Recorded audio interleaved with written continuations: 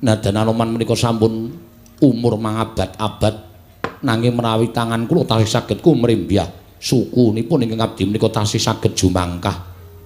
Kula tasih saged ngulir budi, ngulir pikir, budidaya tiyang gayuh ngelmu menika mboten winatesan kathahing umur.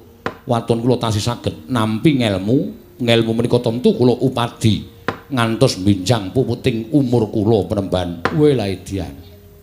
Apik penemumu. Bener. Wong golek ngelmu kuwi ora winatesan umur. Ya kadang kala ana sing ngendikake, wis umur tuwa arep golek ngelmu arep apa?" Lah kuwi jane penemu sing salah. Mergo wong urip ana ing alam padang kuwi kudu kedunungan ngelmu. Wong urip tanpa ngelmu kuwi kaya suwung kaya bumbung wong-wang. Kuwi wekasan bakal gampang diblithuk dening kiwa tengene kang luwih pinter. Wekasan gampang dipinteri karo wong sing luwih pinter. Inggih penemban. Mula bener penemumu.